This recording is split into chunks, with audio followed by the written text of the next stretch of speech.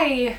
It has certainly been a long time since I've posted a video, and we're just not going to mention it or acknowledge that I've been away for 2 years for the entirety of this video. As you saw in the title and perhaps the thumbnail of this video, I'm going to be sharing with you my reading stats for 2022. 2022 was an okay reading year overall. I'll delve into more of the percentages, and I'll put images up on the screen if you would like to see some of the nice pie charts that the Storygraph has printed off for me. So let's begin. In 2022, I read 36 books in total, which amounts to 13,013 pages read and 12.23 hours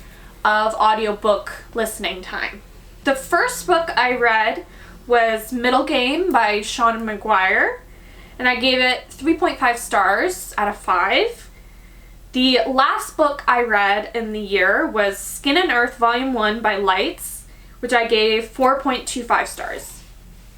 I surpassed my reading goal of 35 books, my pages goal of 10,000 pages, and my hours goal of 12 hours. The longest book that I read in 2022 was Paper Girls: The Complete Story. It's a graphic novel, bind-up of all of the Paper Girl volumes by Matt Wilson, Cliff Chang, and Brian K. Vaughan. And it was at 800 pages, and I gave it 4.25 stars out of 5. The shortest book that I read this year was the second last book that I read, and that was Cryptid Club by Sarah Anderson at 109 pages, and I gave it 4 stars.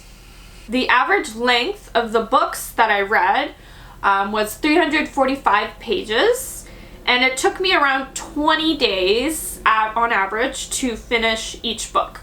I'm also going to put up here some of the mood and other stats as applicable. Generally, I read pretty I was kind of in the middle in terms of light and dark moods as indicated by Storygraph, and you can also see here the lovely pie chart of all the moods that Storygraph tracks. The least time spent reading a book was 1 day, and that book was a collection of short stories called How to Pronounce Knife by Sovo Venkum Thamamavansa.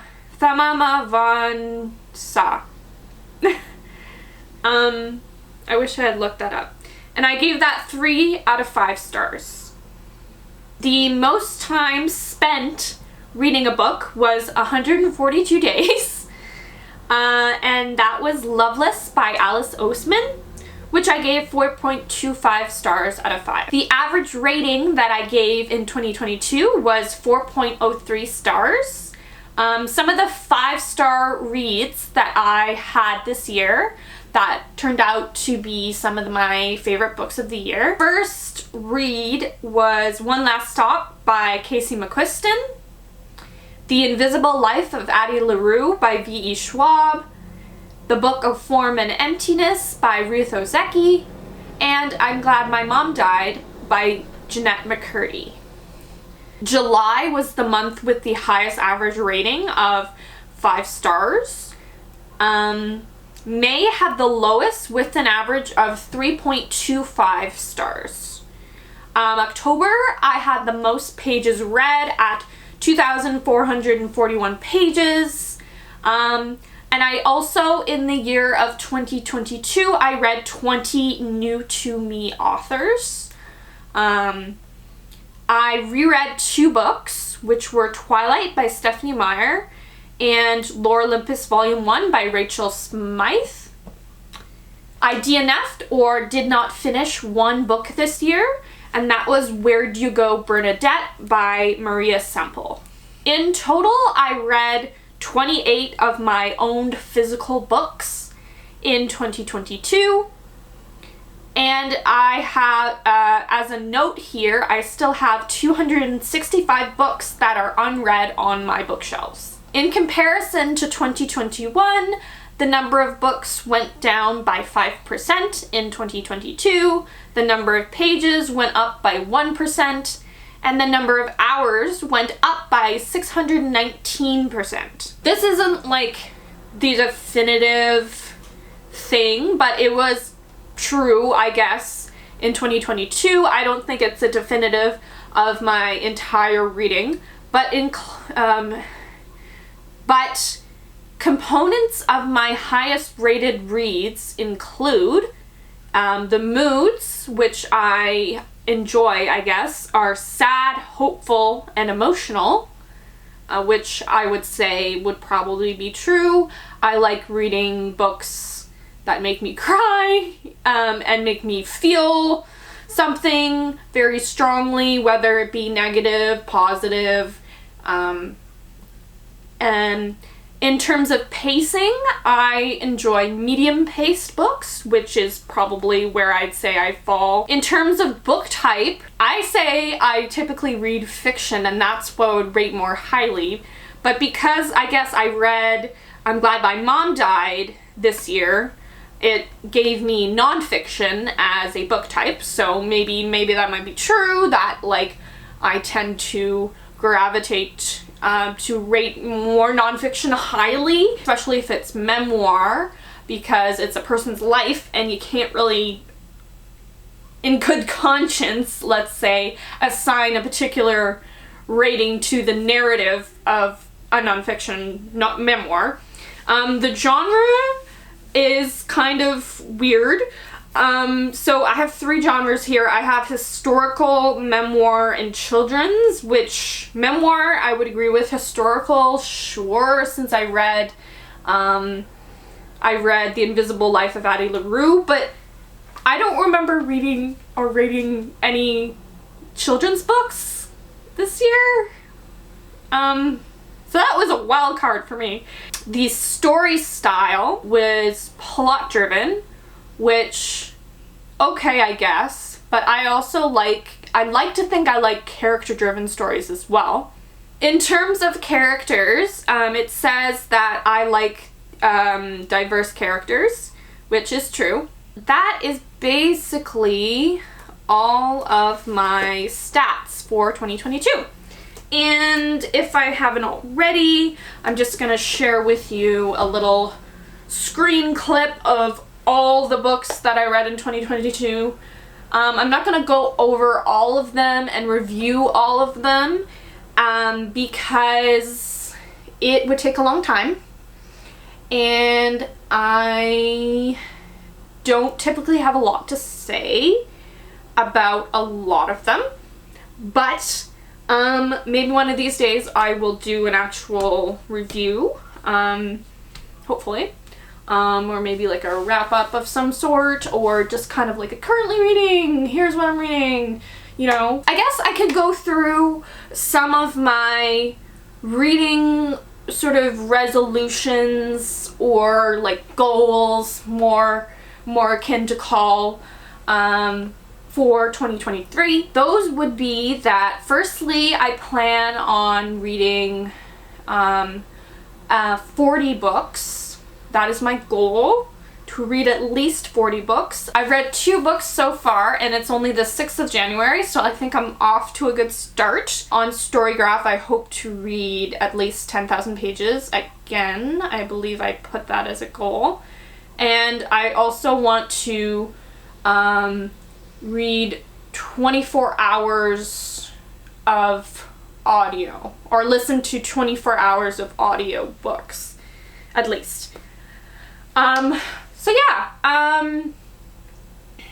other non-Storygraph related tracking goals I want to do in the next year, is I would like to read definitely a lot more of my physical shelves. I don't really want to take out books from the library unless they're audiobooks from Libby that are actually on my physical shelves. yeah, so I want to read more physical books from my TBR. What else in terms of reading goals? I want to be able, I want to make room on my shelves, so that's kind of attached to my previous goal, is that I want to also read more on my shelves, so I figure out kind of what I enjoy and what is meant to stay on the shelves and not like, yeah, because I am running out of room. As you may tell, I do have a lot of books on my shelf right now. I'm not going to show my shelves at the moment because they're a bit cluttered, and we still have the Christmas tree up, so I don't really want to kind of move the camera and kind of show my shelves quite yet, but I do believe I have a picture of them, so if I remember, I will place a picture of my shelves on the screen for you to see. One of my goals is to continue with my reread of the Twilight Saga. Any other goals that I have? Not particularly. I guess would be that I want to read at least once a day. I'm doing the January Pages Challenge on Storygraph, which you have to read at least a page or listen to a minute of audio for an audiobook every day in January, and you get entered in to win lots of prizes. So I'm doing that. Like, at least I would like to read every day. Not in terms of reading, but I guess in terms of channel related goals. I feel like I want to be active more on YouTube. I don't want to set myself up for failure by making a specific posting schedule. Hopefully I can actually have some sort of project in the next year of this channel and to try and fill it up with great content for you to enjoy. And I hope you enjoyed this video. If you did, please give it a like, and please also comment on my videos. I do see when you do these things, so I am super ever grateful whenever I receive any comments, so it's great stuff. If you really like what you saw today or any of my other videos in the past, please hit subscribe so you can be notified as to when I post more videos. I hope you are healthy and safe where you are, and yeah, have a great rest of the day. Goodbye!